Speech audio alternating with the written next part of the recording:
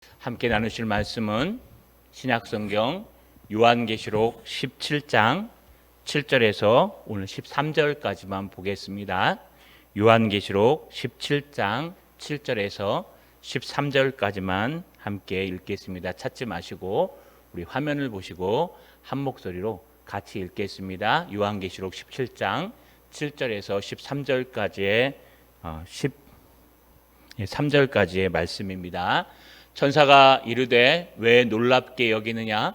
내가 여자와 그 탄 7머리 10뿔 가진 짐승의 비밀을 내게 이르리라.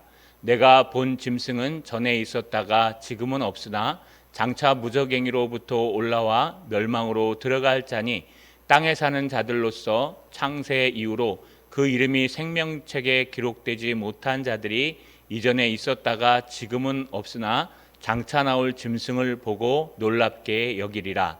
지혜 있는 뜻이 여기 있으니 그 7머리는 여자가 앉은 7산이요 또 7왕이라. 5은 망하였고 하나는 있고 다른 하나는 아직 이르지 아니하였으나 이르면 반드시 잠시 동안 머무리로다. 전에 있었다가 지금 없어진 짐승은 8째 왕이니 7 중에 속한 자라. 그가 멸망으로 들어가리라. 내가 보던 10뿔은 10왕이니 아직 나라를 얻지 못하였으나 다만 짐승과 더불어 임금처럼 한동안 권세를 받으리라. 그들이 한 뜻을 가지고 자기의 능력과 권세를 짐승에게 주더라. 아멘. 오늘은 13절까지만 보도록 하겠습니다. 우리 손을 들어 하나님 앞에 인사하겠습니다. 7머리 10뿔 짐승을 따르지 않게 하옵소서. 우리가 하나님의 말씀을 가장 하나님의 말씀대로 풀어야지만 우리가 이단에 빠지지 아니하고 헛된 진리를 따라가지 않습니다. 오늘 본문의 말씀은 앞에서 계속 등장했던 큰 음녀가 누구이며 또 그가 탄 7머리 10뿔 짐승은 무엇을 가리키는지에 대해서 17장 7절에서 18절까지인데요. 오늘은 13절까지의 말씀으로 그 의미를 찾아보려고 합니다. 우리 한번 따라 읽겠습니다. 음녀와 짐승의 비밀을 말씀을 통해 알자. 한 번 더요. 음녀와 짐승의 비밀을 말씀을 통해 알자. 여러분, 오늘 본문의 말씀을 보면 7절에 천사가 이르되 왜 놀랍게 여기느냐라고 등장합니다. 이제 천사가 다시 등장하고 천사가 요한에게, 사도 요한에게 다가와서요, 왜 이것을 놀랍게 여기느냐라고 질문합니다. 그러면서 내가 여자와 그가 탄 7머리 10뿔 가진 짐승의 비밀을 내게 이르리라 라고 얘기합니다. 큰 음녀가 앞에 등장했습니다. 그 큰 음녀가요, 이제 그 큰 음녀의 의미와 또 앞에 등장했던 짐승이 있었습니다. 우리 13장에 등장했던 바다로부터 올라온 짐승과 땅에서부터 나온 짐승에 대해서 배웠습니다. 그런데 그 짐승이 붉은 색깔을 갖고 7머리 10뿔을 가진 짐승이라고 표현했습니다. 이것을 비밀이라고 표현합니다. 원문대로 해석하면요, 내가 여자의 비밀과 그가 탄 7머리 10뿔을 가진 짐승의 비밀을 내게 이르리라 라고 번역하셔야 됩니다. 다시 말하면 여자 큰 음녀에 대해서 아는 것도 미스테리, 비밀이고요. 또 짐승에 대해 아는 것도 비밀입니다. 여기 비밀이란 단어는 감추어져 있다. 그래서요, 묵시문학, 우리 예레미야, 다니엘, 에스겔 이런 데서 사용하는 그런 예언에 관한 묵시에 대해서 하나님이 풀어줄 때 사용하는 것이 바로 미스테리라는 표현을 씁니다. 그래서 이 비밀에 대해서 이제 천사가 요한에게 알려주는 겁니다.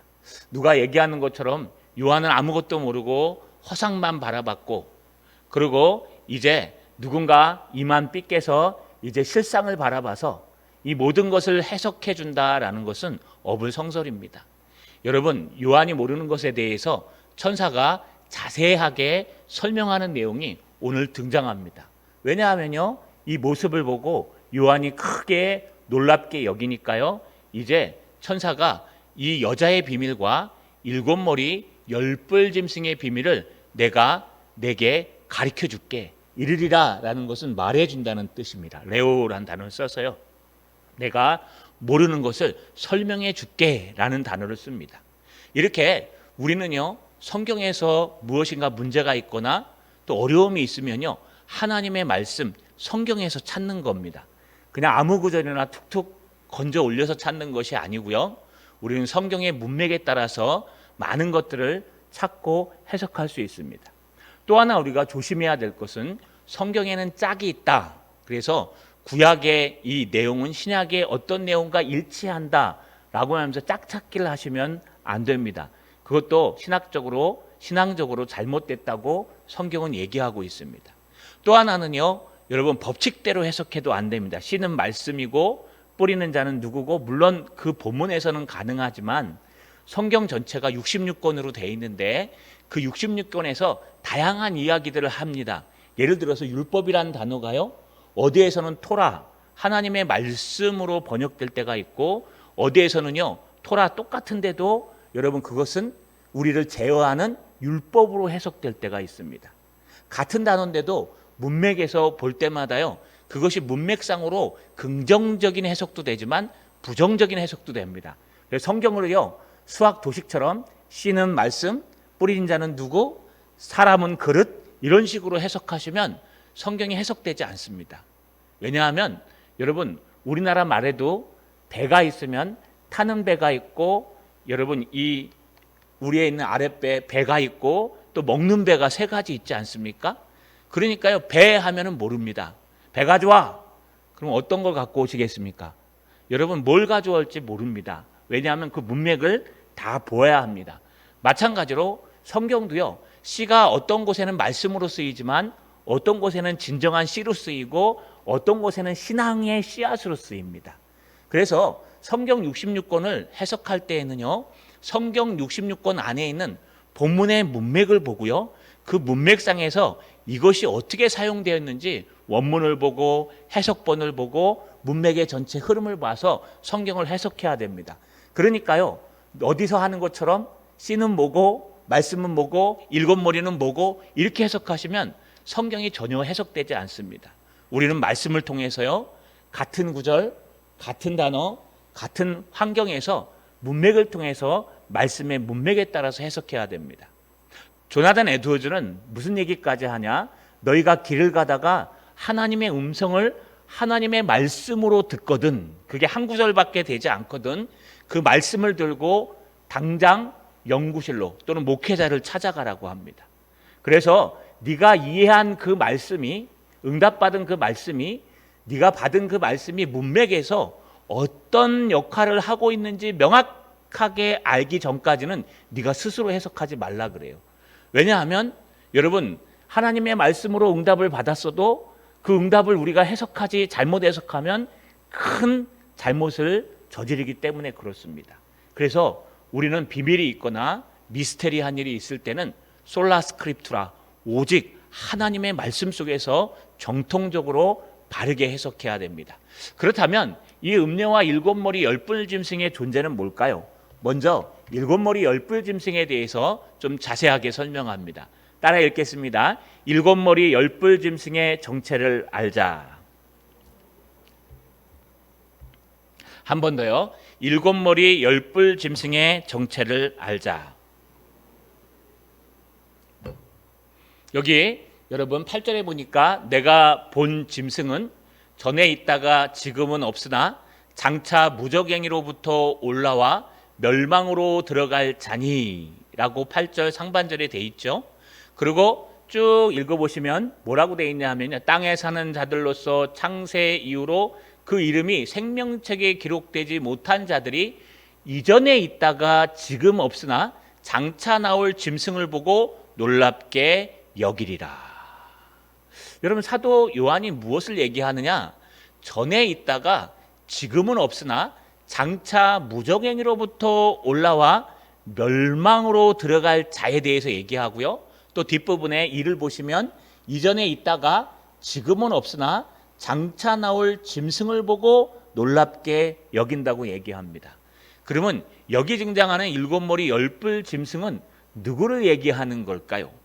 여러분, 이 짐승에 대해서 쭉 표현하면서 우리 13장에서도 이 짐승에 대해서 나눈 적이 있습니다. 13장에 뭐라고 되어 있냐 하면요, 그의 머리 하나가 상하게 되어 죽게 된 것 같더니 그가 죽게 되었던 상처가 나음에. 13장 12절에 보니까 처음 짐승에게 경배하다니 하니 죽게 되었던 상처가 나은지라. 또 13장 14절에 보니까 여러분, 참 한 칼에 상하였다가 살아난 짐승을 위하여 우상을 만들라 하더라. 다시 말하면요, 이 짐승이 그 당시에 용을 섬기는 그런 바다로부터 나온 짐승을 설명하는데 13장에서는요, 이 짐승이 한창 활개를 띨 때를 얘기합니다. 한창 활개를 띄워가지고 여러분 그 7머리 중에 한 머리를 다쳤는데 그것을 여러분 기적적으로 나았습니다.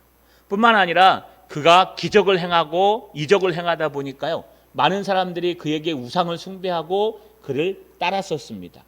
그런데 지금은 멸망하는 분위기입니다. 그때는 그 7머리 10뿔 짐승이 살아 역사할 때고 지금은 멸망으로 가는 모습이기 때문에 전에는 있다가 지금은 없으나 장차 무적행위로부터 올라올 자와 멸망으로 들어갈 자니라고 표현하고 있습니다. 또 이전에 있다가 지금은 없으나 장차 나올 짐승이니라고 표현하고 있습니다. 그래서요, 이 짐승은 13장에 등장했던 로마를 얘기하는 게마트리아라고 표현했죠. 우리 666이라고도 표현했습니다. 그 당시에 사람 이름을 쓸 때 묘비명을 보니까 457을 사랑한 적이 있었다라고 얘기하는데, 그들이 쓰는요 알파벳은요, 여러분 우리가 쓰는 아라비아 숫자 1, 2, 3, 4 이렇게 쓰지 않고요, 알렙, 베트, 기멜, 달렛 이렇게 해갖고 세고 있습니다. 그렇기 때문에 우리가 그것이 숫자이기 때문에 알파벳이 지금으로 얘기하면 A, B, C, D 이게 1, 2, 3, 4인 거예요. 그렇기 때문에 사람의 이름을 음가로 표현할 수 있어요. 그게 666이라는 게 여러분 그때 네로 황제의 이름이 바로 666이었습니다. 또한 여러분 그 당시에 이 짐승이라는 표현은 로마라는 나라, 권세 있는 나라를 표현할 때 우리가 바벨론이라고도 표현하고요, 이미 600년 전에 망했던 짐승이라고도 표현하는 하나의 여러분 이미지 같은 이야기라고 말씀드렸습니다. 그거에 대해서 설명하면서 9절에 이렇게 얘기합니다. 지혜에 있는 뜻이 여기 있으니. 지혜에 있는 뜻이 뭘까요? 여러분 이것은 그냥 해석되는 것이 아니라 하나님의 지혜를 가지고 그 뜻을 해석해 가야 된다는 뜻입니다. 9절 B번에 보면 7머리는 여자가 앉을 7산이요 또 7왕이라. 7머리를 요한계시록은 어떻게 해석하느냐, 여자가 앉아있는 7산이요 또는 7왕이라. 이거 어떻게 해석할까요? 여러분 어디에서는 저기 한기총에 속한 모든 목사들이 7머리고 그들의 권세가 10뿔인데 이제 마지막 때가 되면 망한다라고 표현하는데, 이 택도 없는 얘기입니다. 그런 근거는 전혀 없어요, 성경 어디에도. 그런데 여러분 이것은 문맥을 가지고 해석하면 이 7이란 숫자는 만수입니다. 10이란 숫자도 만수고요, 3이란 숫자도 삼세판 이러죠. 그래서 여러분 베드로에게 몇 번 용서해야 되냐, 3번이면 되겠습니까? 라고 물어본 것도 3번이 만수기 때문에 그래요. 그런데 여기 7과 10은요 만수기 때문에 여러분 가득 찼다, 이제 한계에 다다랐다, 이런 의미를 갖고 있습니다. 근데 그 7머리가 여자가 앉은 7산이라고 얘기하고 또 7왕이라고 얘기합니다. 이걸 어떻게 해석해야 될까요? 여자 앞에 음녀라 그랬죠. 큰 음녀. 음녀는요 여러분 그 짐승을 타고 다니는 음녀는 도시를 표현할 수도 있다 그랬습니다. 그래서 로마라는 큰 나라의 로마시라는 도시를 표현할 수도 있습니다. 또 하나 큰 음녀는 물을 타고 다니기 때문에 뒤에 등장하겠지만 여러분 그 풍조와 사상을 표현한다고도 얘기했어요. 그것들을 각 왕들에게 퍼뜨리기 때문에 이 음녀는 사상일 수도 있습니다. 근데 중요한 것은요, 이 7머리 여자가 앉은 7산이라고 표현하면 뭐라고 표현할까요? 그래서 이 여자가 중요한 겁니다. 여자는 음녀, 음녀는 누구, 이렇게 해석이 안 돼요. 여자는요 7산이요 7왕이라는 뜻은요, 여러분 7산은 당시에 로마시가 그 주변에 7개의 봉우리가 있는 산으로 둘러싸여 있었어요.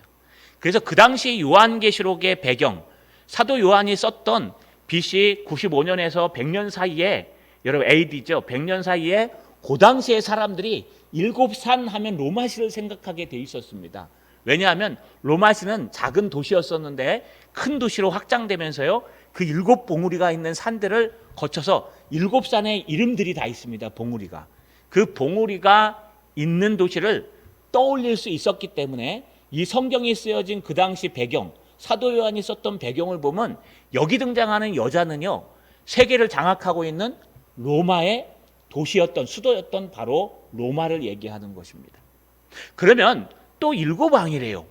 시몬시지 왜 또 7왕이에요? 여러분, 7왕이라는 것은 그 로마시에서 로마를 다스렸던 7왕을 표현하고 있습니다. 특별히 우리가 알 수 있는 것은 로마의 시대를 보시면 기독교를 박해했던 최고봉의 왕은 네로 황제였지만, 그보다 여러분 그 다음 안티오쿠스 1세가요, 이 모든 네로보다 더 완벽하게 여러분 기독교인들을 핍박했습니다. 그래서요, 5왕을 누구라고 표현할 수 없지만 여러분 10절 두 번째 보면 다섯은 망하였고, 앞에 5 황제를 얘기합니다. 하나는 지금 다스리고 있고 다른 하나는 아직 이르지 아니하여서 다스리러 올 것이다 라고 표현하고 있는 겁니다. 그러면서 뭐라 그러냐, 이르면 반드시 잠시 동안 머무르리라. 아직 끝나지 않았다는 거예요. 뿐만 아닙니다. 11절에 보니까 전에 있다가 지금 없는 짐승, 그렇죠? 또 짐승이 등장합니다. 짐승은 8째 왕이니, 그러니까 짐승이 8째 왕이래요. 이건 또 어떻게 해석해야 됩니까? 짐승이 로마라 그랬다가 짐승이 뭐라 그랬다가 그럼 짐승을 이걸로 해석합니까? 그래서 문맥이 중요한 거예요. 그래서 이거는 요한계시록은 상징적인 해석을 해야 되며 문맥에 맞추어서 여기서 여자와 저기서 여자가 다르고요, 여기서 7산과 저기서 7산이 다르고 여기서 짐승과 저기서 짐승이 다른 거예요. 이걸 갖다가 요한계시록에 등장한다고 짐승은 이거고 이건 이거고 하고 수학 도식처럼 맞추면은 여러분 성경을 억지로 맞춰요. 여러분 성경을 사사하게 풀거나 억지로 풀면 천사라도 저주를 받는다 그랬습니다. 그렇기 때문에 우리는 잘 보아야 합니다. 여러분 앞에서는 이전에 여러분 뭐라 그래요? 전에 있다가 지금은 없으나 장차 무정의로부터 올라올 멸망으로 들어갈 자랄 짐승이라고 표현했어요. 여기서는 전에 있다가 지금은 없는 짐승은 그 짐승이죠. 그가 8째 왕이니 7 중에 속한 자라. 그가 멸망으로 들어가리라. 여러분 짐승이 다시 왕으로 돼서 올라온대요. 이건 무슨 얘기를 해야 되는 걸까요? 그 짐승이 로마라는 큰 나라였고 그 짐승이 권세 잡은 자들이었고, 두 번째 짐승이 있었죠. 땅으로부터 올라온 짐승은 로마 황제 숭배를 했던 그 짐승이었는데, 그 황제 숭배했던 짐승 중에 하나가 8째 왕으로 올라와서 그 7 중에 하나에 속한, 앞에 지금 7개 왕 중에 하나에 속한 그 왕이 올라왔다는 뜻입니다. 다시 말하면 짐승이 왕으로 올라왔다는 뜻과 똑같습니다. 그래서 그가 다스리게 될 건데 결국 그도 멸망하게 될 것이니라 라고 표현하고 있습니다. 어려우시죠? 요한계시록이 어렵습니다. 그래서 여러분 우리가 사사로이 풀면 안 되고요, 풀 때에는 문맥과 원문과 주석과 또 많은 것들을 보아야 합니다.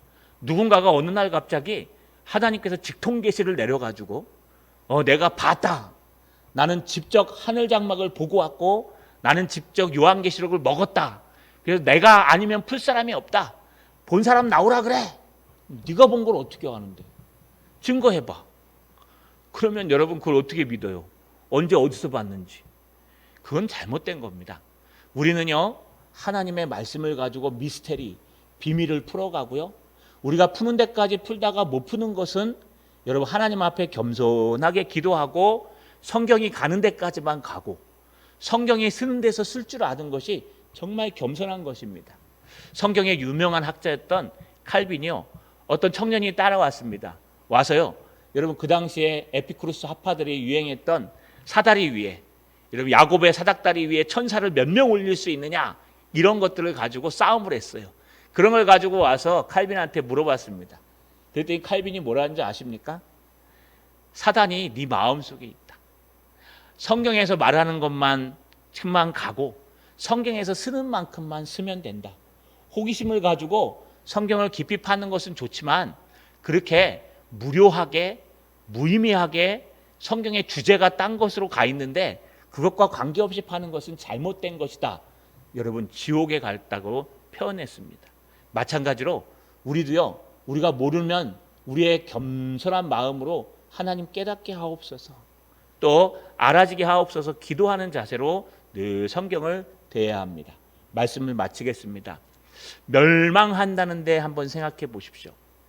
요한시대에 이 일곱 머리 열분 짐승은 막강한 권력과 힘을 갖고 있었습니다.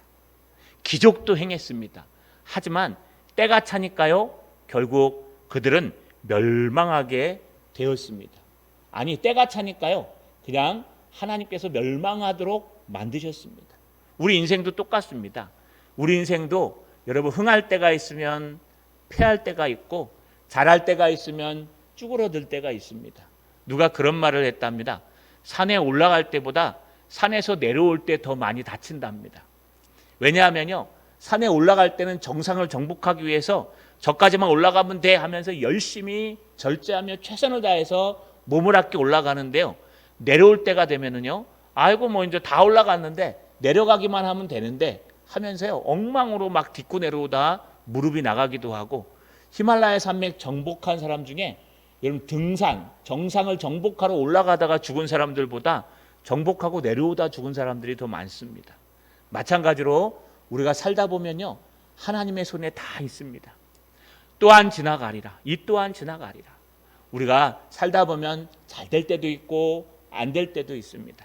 안 된다고 너무 낙심하지 말고요.